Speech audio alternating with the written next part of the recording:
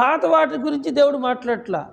ఇప్పుడైనా సరే, ఈ క్షణంలోనైనా సరే నువ్వు దేవుని యందు విశ్వాసం ఉంచితే నీకు ఏ విధమైన శిక్షా విధి లేదు.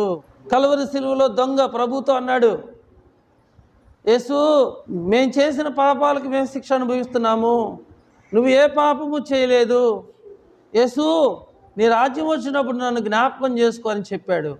ఆ క్షణంలోనే ఆయన క్రీస్తు నందున్నాడు కనుక ఆయనకి ఏ శిక్షా విధి లేదు. ప్రభువైన యేసుక్రీస్తు వారు అన్నాడు, నేడు నువ్వు నాతో పాటు పరదైసులో ఉందని అతనితో చెప్పాను.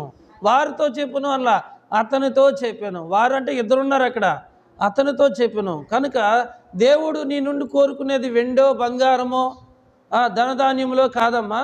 నువ్వు మారు మనసు పొందితే దేవుడు సంతోషించాలని చూస్తున్నాడు.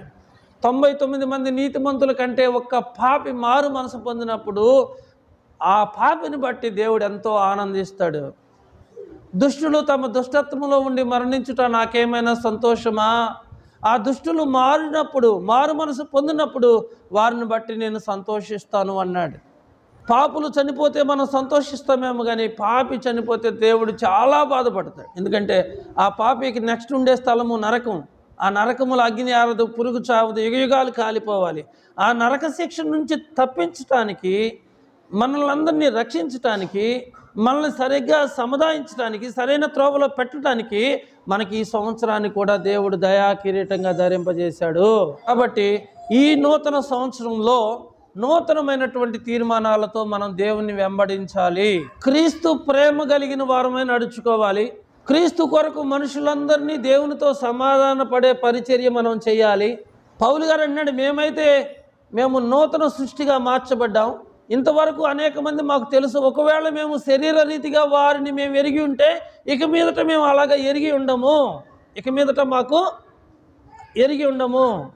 మేము ఆత్మానుసారుల వలె మేము నడుచుకుంటాము, మీరు కూడా అలాగే నడుచుకోండి.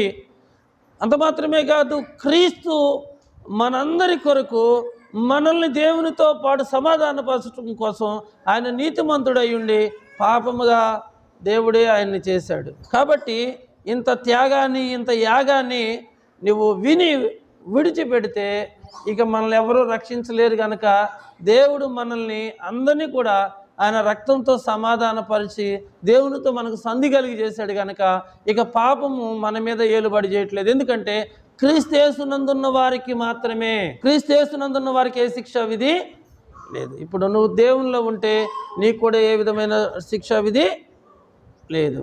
అట్టి కృప పరిశుద్ధాత్ముడు మీకు దయచేయాలని ఈ మాటలు ముగిస్తున్నాను. దేవుడు మిమ్మల్ని దీవించును గాక. ఆమేన్.